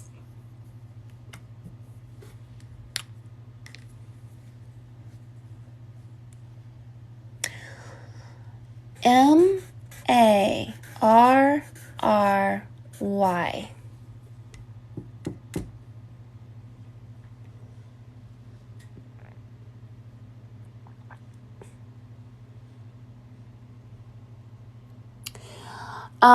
The allegory of the Peter Pan is connected to the pineal gland. Peter Pan is the pineal. The wolf is something that has been locked inside your DNA and trapped inside your DNA that is awakening. And it is the parting of your brain and your pineal gland. And this wolf is eating a fish, and this reflects that the age of Pisces is going to diminish in such a way that you let's say that it's the cells of our body that is a prison, the prison cells. And suddenly, at a certain age, the Peter Pan, which is your pineal gland, parts both sides of the hemispheres of your brain, and you begin to realize that you have a power and you have a purpose, and this purpose is to stay in the center of your brain and ascend and awaken and get the jerk off of Wendy's head, and so that Wendy can step into her Solomon. Solomon is Sol, Sun, Oman, dominating the moon, and that she has a key of Solomon. She can step into the body of Solomon or the temple of Solomon if she just can do it. There seems to be a Christ energy here that is on the cross. It does say R here as well. We've talked about that many times. The Christ on the cross is about our body being a pillar of God. And it is also about you not realizing that you are a carbon copy of a program. Everything that you think and everything you feel is a program that is a carbon copy that has told you that you cannot fly. And that's all a lie. So whether it's the Christ on the cross or whether it is the scarecrow on the cross, the scarecrow doesn't know who he is. He doesn't have a brain, right? I'm not saying you don't have a brain. I'm just saying that we all go through this where we don't know who we are. Who are you? I'm a scarecrow. No, I'm not. Yes, I am. Oh, are you smart? Yes, I am. No, I'm not. Are you religious? Yes and no. North, south, east, west. Which way should I go, Scarecrow? How about that way? No, maybe you should go this way. No, I know what it is. It's that way. Surely I'm not right about that. I don't know. After all, I'm just a scarecrow. Where we carbon copied truths of this world that we were born in, the age of Pisces, and there were a lot of lies to keep us ignorant and keep us in a prison of ourselves. Until one day the pineal gland, which is like an egg that hatches, and your Peter Pan comes out. And your Peter Pan will go find Wendy. You need wind to fly. So Wendy and you go together, and little Tinkerbell, and you go to the pirate. I was wondering if we were going to see the pirate ship. The pirate is energies that try to keep you from being free, not wanting you to be free, wanting you to be in a prison. And notice that the pirate is connected to TikTok.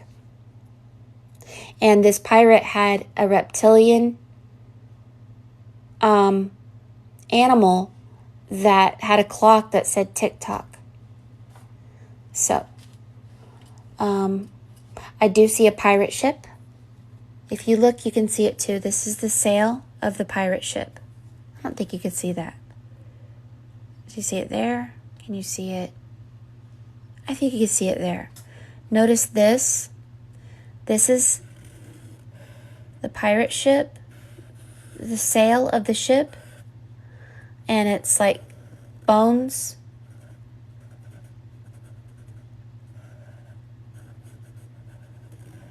And then there's bones like this, and then it's like a big old ship like this. So there is a bad boat, and the bad boat is the boat of Ra. It is the opposite of the word R.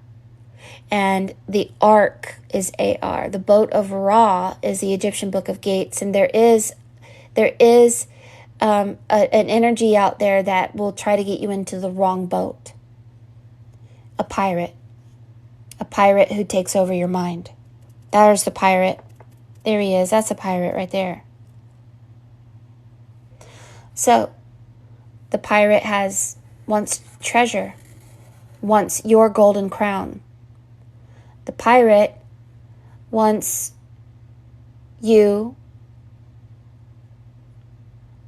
to engage with it and fight with it so that you may lose. But don't engage. You have to become invisible. And here you are as a little child, and your arm makes this pirate ship. You were stuck in the wrong boat at some point, and you were swept away by a pirate. And you have this light.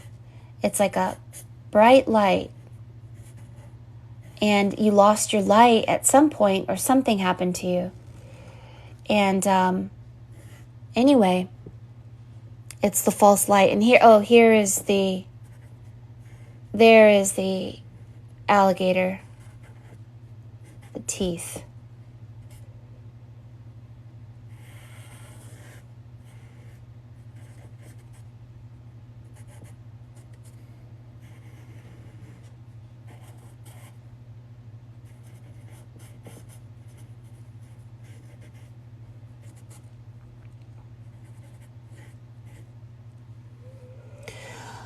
So, you have a piece of paper in front of your face, but you're not looking at it. You should be getting into So here you are Asian.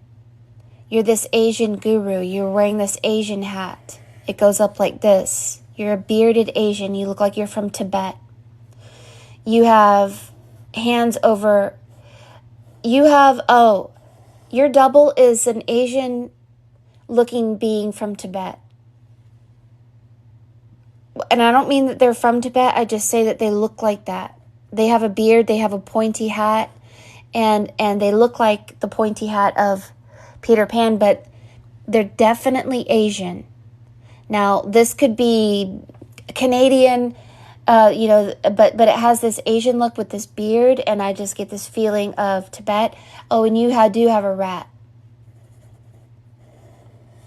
So yes, you need to be connecting with the vampires yet again.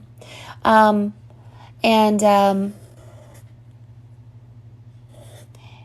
there's something about a weird, strange number 8. Like a dodecahedron? Oh, a double dodecahedron. Oh.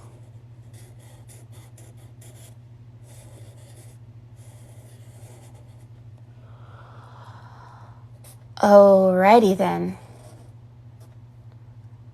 So, Ethan, I don't know if you know how powerful that you are, but there are energies out there like pirates who can see who you are and what you are, and they will try to ensnare you. This is why you must get past this Christ energy. Don't take on the ideas of the world. Don't take on the sins of the world. Don't take the emotions of the world. Don't take the news of the world. Don't take the indulgences of the world. Leave the world behind you. You're going to step into abilities that you never had. And there's this Mary. Again, it says Mary. And then here's the Mother Mary with her arm wrapped around Christ and the cross of Christ here. So I don't know why you have that.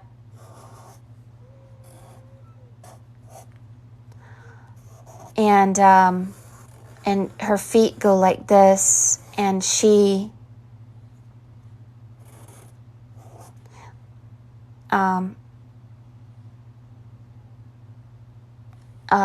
there's somebody praying here, and their head is on fire, and they have fire above their head, and they move their arms like this and this.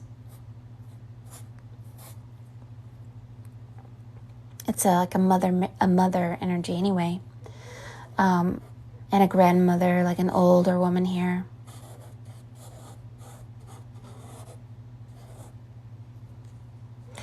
I think that, and you have a heart here, but the heart has been broken. So, we're going to go to the other page, and we're going to talk about, being a temple of God and the temple. And you do have something invisible here. I don't know what it is. These are spiritual contracts that you have to recapitulate and let go, because your heart is not whole and you don't know who you are. But you're not just you, and you're going to have to work like Dr. Strange with this cape here to really step into it. This is your DNA. And you're not looking at what needs to be looked at the time. There's something that is distracting you that is false. And your true self is, you are about frequency. You have this frequency thing that you're holding. And you're activating somebody's consciousness. Just like you activated Wendy with the letter F of the Key of Solomon. The letter F upside down, she's in an upside down world. And then this key up here. So you activate people. You are the activator of the pineal gland. You are the butterfly. You are the Moses that separates the waters. You help people who are clinging to the old rugged cross to exchange it for one day for a crown. And the crown is the activation of your crown chakra. Now, the rat is that you do come from the original Adam and Eve and the Armenian energy of the giant rats, and they are the vampires. They are the ones who say, drink my blood and live forever. But let's see why the rat is holding a double dodecahedron. This is very, very significant. But if you have pirate energy, you don't need to learn about the double dodecahedron because pirates aren't allowed to know this. So if you have the TikTok reptilian, and if you have pirate energy, you're not allowed to know. So don't be looking at the pirate. Those are lies. It's the false ship. So you have a Tibetan looking something activating your chakra. You have the vampire energy. So you are the Peter Pan. You will be helping Wendy's to fly and activate their pineal gland as well and exchange their old rugged cross for a crown. But sacred geometry. Behind every pleasure and every pain is a sacred geometrical shape. Geo means earth, metra means measurement. Plato was the one who coined Platonic solids. God is a Platonic solid. God is frequency. To become like God, we have to imagine sacred geometrical shapes. And certain shapes are more powerful than others, and when you mix shapes together, they actually create powerful things. The elements are earth, water, air, fire, and spirit. Spirit is called mana, and mana is power. So the universe is the dodecahedron. This is the entire universe. And the dodecahedron is one of the most powerful symbols. When you open a dodecahedron, it makes a net. And those who know about the dodecahedron become masters of the net. To become a master of the net is that you have left the World Wide Web, the Wicked Witch of the West, and you are now able, through your astral body and your double self, able to activate other people out of mind control. Through the parting of their brain, the parting of the waters like Moses, and the activation of their crown chakra and Tinkerbell somehow.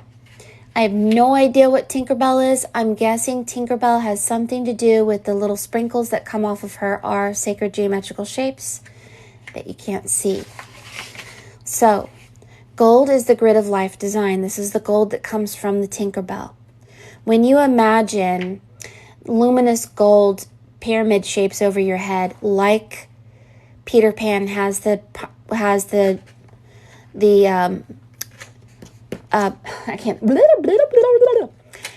pyramid shape hat on his head. When you imagine this grid of life design, you will clear all darkness and blockages and negativity. This actually makes you invisible. When you are wearing the luminous light body, the luminous cloak, like Dr. Strange, and that cape, and you are wearing the hat of Peter Pan, which is the invisibility cloak, then you are invisible. The dark ones cannot see you nor detain you. You can go and wake people up in the secret of their basement. So here you are going to the basement of someone's consciousness, seeing who they are, and sneaking in and waking them up with Tinkerbell. Okay. Light bright, please. There we go. To activate the cave of Brahma is what Moses is suggesting. Parting the waters, parting your brain, and seeing the light in the center, going through the center, the pineal gland, and the Peter Pan. If you even imagine yourself inside a dodecahedron, you become very, very powerful. Getting into sacred geometry will make you have to be responsible. You cannot be a pirate and know this stuff. Pirates are selfish, self-serving, and do not hear the voice of God. They hear the voice of TikTok. So, we must follow truth in life, not a pirate who follows death. So, you have to focus inward. Laser point sight of seeing a sun in the Brahma of your brain. This is the cave of your brain. And it's called 0-point centering. You have to make the light within your brain to get much larger and push it outward. These are energetic muscles that have to be put into practice. And it has the letter P at the top that looks like a star. And this letter P at the top of the star is called Christ consciousness. It is the head of the light of the sun. That's the Peter Pan. That's the pineal gland. So when you get into platonic solids, there's words like anchor. There's words that look like a boat, the boat and the anchor. These are connected to the pirate. The pirate serves its purpose. It pushes you away from danger. You'll know it because it gets on your nerves. So once you get into soul travel with the Merkaba and sacred geometry, you'll be able to travel like Peter Pan. So the dodecahedron is the fountain of all atoms of energy. It is the quantum energetic field. You cannot misuse these shapes in your imagination when you're imagining them. You cannot just send it to the moon or anything and anyone. Everything has to be in divine order. You and your double must work on the same level and not be influenced by self-importance or low self-worth or distractions from the pirate or the TikTok reptilian. The double dodecahedron that the rat is holding, the double dodecahedron that your rat is holding is very powerful. It is the union of heaven and earth. The rat is heaven. Jesus said, drink my blood and live forever. Mithra said, drink my blood and live forever. They are the original race of humans that were not cut, Adam from Eve. They self-impregnate like Jesus' mother, Mary, and they live forever. And you drink their blood and you can live forever too. And they're connected to the giant rats. And this is a story by Sherlock Holmes. It's the vampire of the giant rats of Sumatra. Sherlock Holmes will tell you that this woman was not a vampire, but that is not true because Sherlock Holmes has an agenda that is the pirate. The pirate pushes people who do not belong in this knowledge away from it. They will get sent to the alligator. So the Sherlock Holmes story is a diversion. The truth is these giant rats are a symbol of the giants. And they are the original Adam and Eve. And they do say, drink my blood and live forever. And Armenia is near Transylvania. And they are the original Adam and Eve that live forever. Anyway, so the entire periodic table is based on the platonic solids. And so you get into oxygen is a cube. Oxygen is connected to the number 8. And in your piece, you have this number 8. Okay, that is the cube. And this number 8 is living forever.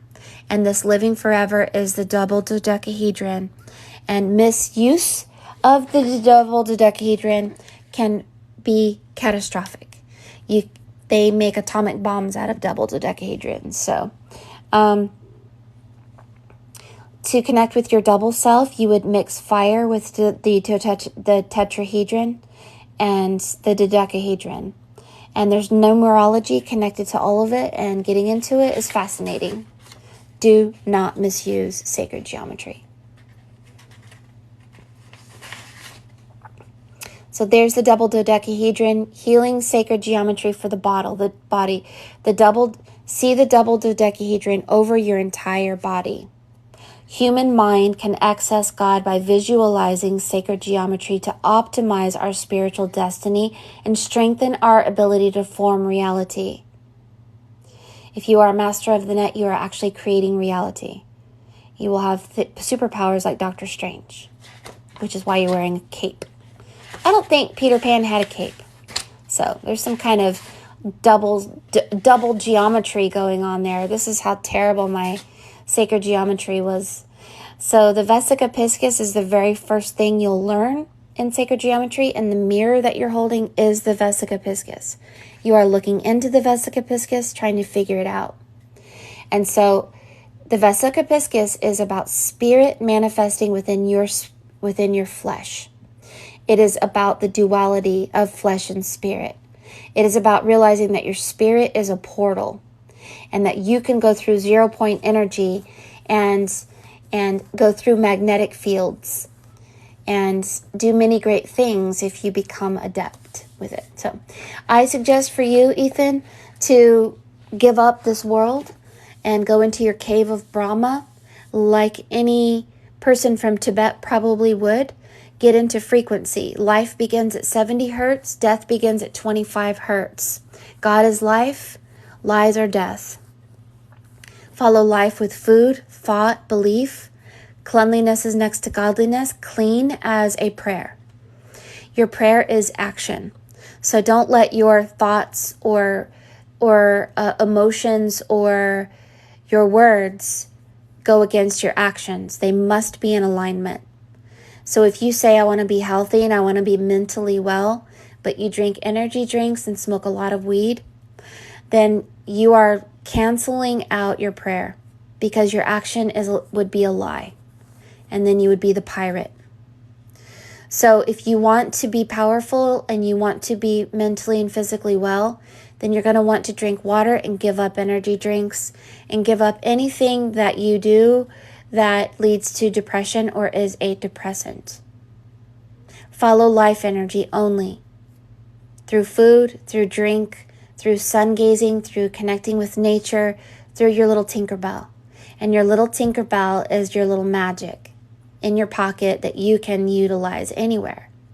And that is knowledge. Tinkerbell is the grid of life design, the gold that sprinkles around and awakens people to fly. But you have to know what it means. And so it's in the cave of Brahma, you will be studying. Become a scryer like me. Become an oracle. Become a seer.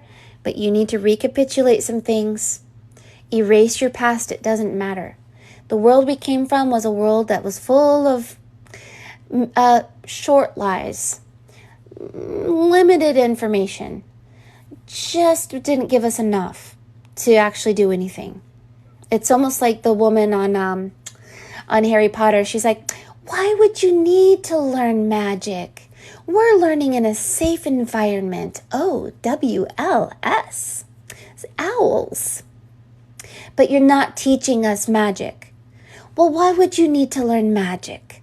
Who do you presume would hurt you? Oh, I don't know. The pirate? Voldemort? This world?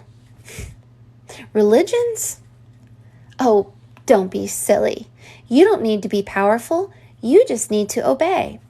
No, that's the pirate. You need to know that the world that we come from wants you powerless. Jesus said, move through my body, the age of Pisces. He says, follow me, I will show you to the living waters. We go from the age of Pisces to Aquarius through the body of Christ. This entire realm is the body of Christ, and when you're out of this body, you go into another body. So you went from Christ to the rat. You're going to learn from the vampire. And the vampires are the original Adam and Eve, and they're not very nice. They are cold. They are like the ancient one from Doctor Strange. They will kick you out and make you live in the cold. And you will have to sleep by the door day in and day out until they let you come in. And then they will tell you things. You have a double. Doctor Strange says, that's not true. That's the stupidest thing I ever heard. And the ancient one hit him in the head, and his double popped out, and he couldn't believe it. They will hit you in the head. So don't judge what they say. Don't judge what you're hearing, but don't be deceived by the pirate. Don't look at the pirate. You need to turn around. You need to be looking at the original Adam and Eve, the giants. And the ones who live forever and know everything. They're time travelers. They know the butterfly effect. They know the day you're going to die and live.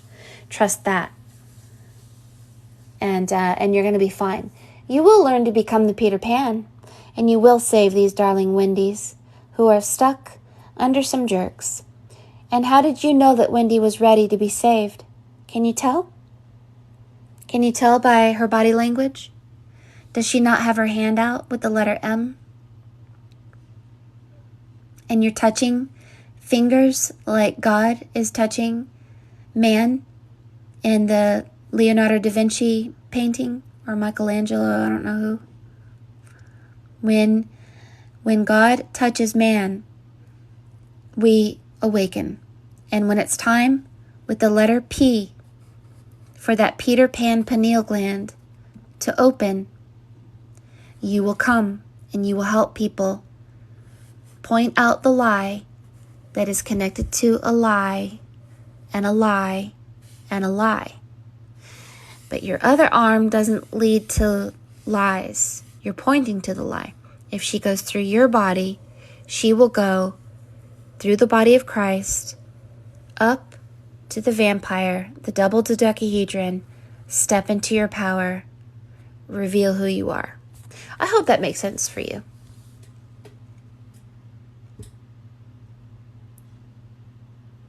Oh, you're so welcome. Yeah, good birthday present. So just know that this video that you just watched will be posted on my Mary Moses art page on YouTube. And so follow and subscribe, and you won't miss any amazing communications from Spirit and what Spirit is saying to us individually and collectively.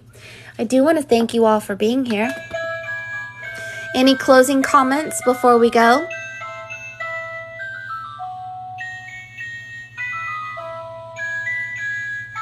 Don't forget to go out in nature and make some things out of pine cones, acorns, some lime or orange slices, and utilize nature. And don't forget to have a magical heart like Tinkerbell and sprinkle your magical dust everywhere you go. And if somebody tells you you're crazy or stupid, say, yes, I am, and I love it. I love you too, true to you. Thank you. Thank you. Thank you so much, Camille. So good to see you. I always love it when you're here. I love your energy. Thank you, thank you, thank you. I love you guys, and I hope you guys have a wonderful evening. My daughter and I are going to go watch some stuff. I bought some lettuce and some spinach, and my chickens are getting on my back porch, and they're being jerks, and they're eating my spinach and my lettuce, and so I have to go and tell them no and put them off of my back porch because my chickens are free and they can go anywhere they want. We have 10 acres and they can go anywhere they want, and they give us eggs, but they like to go on the back porch. They want to sleep on the pillow, and I have to tell them no. Do you guys know what a chicken means? Anyone? In symbology, what a chicken represents? A chicken represents awakening and consciousness. Anytime a chicken comes into your life, you are awakening, and your consciousness is shifting to another world. So you get on the boat and you say, goodbye, everybody. Goodbye. Goodbye, I love you. Oh, I'm sure I'll see you again. I'm not going to stay attached to you or anybody. I'm going where the wind is blowing. I'm going where God is taking me. Wish me luck and be thankful. I'm sorry if I was a jerk. I'm ready to be a better person. That's where I'm going. So I love you. I'll send you love from wherever I am, but I'm going. And that's what the chicken is. And guess how many chickens we have? About 30. And they're everywhere. And you guys always hear them in my live all the time. They're so loud. And what else? What does the rooster crowing mean? It is the voice of God. If you hear the rooster crowing 3 times. Or you have been betrayed. One or the other.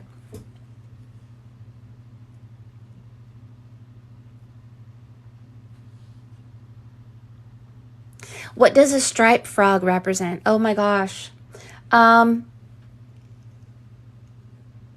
It's an alchemical symbol that's very significant. I could use common sense and say that it is about a death and a rebirth, because the number 11 that is on the ground like a frog is the number 11 that has fallen over. That means that we have died of an old world and we die with it in a way. And then with the number 11 standing up is we were reborn in a new world. This is the tic-tac-toe symbol. So that the number 11, or the stripes on a frog, represents a couple of things. Grounding, meeting your double, your twin flame, the twin towers, connecting with the earth and staying there. But also bouncing like a thief in the night, like a lightning strike, like a frog leap to another world. 1111 Gateway.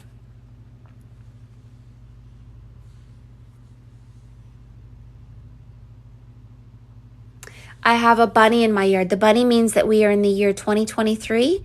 The year 2023 is the water rabbit. The water rabbit is going down the rabbit hole like Alice in Wonderland. You will fight your dragon like Alice in Wonderland. You will cut off the head of who you were. You will wear many hats like the Mad Hatter. You will feel mad. You will feel crazy. You will have a Mad Hatter tea party. You will realize who you are. You have forgotten who you are. You will come out of the rabbit hole powerful, telling everybody to F off. That's what that means. If you see 1111 so much, Jesus Christ has 11 letters in his name, and the number 11 is about a death and a rebirth. It is about a pole shift. We have gone through an internal spiritual pole shift collectively. We're all seeing it. We're all going through it. It is the second coming of Christ within our consciousness. It is Christ consciousness birthing like an egg in our head, cracking open like a pineal gland because of Peter Pan. So thank you, Ethan. Ethan's double has been doing this behind the scenes, cracking open our pineal gland, waking up Wendy, saying, "Get up, Wendy, we're going to fly now." And this is what the 1111 actually does mean. Today I saw a sign that God loves you at 111. Of course. Do you know what the number of the sun is? 111. When you make a magical square of the sun, the number of the sun is 111. The Son of God. Yeah, of course. That is love. I love you. 111. You are the one. Oh, you looked at the clock, 333. Ooh, you might be in your threefold flame. Ooh. If you're in your threefold flame, you have to balance every day. Oh my gosh.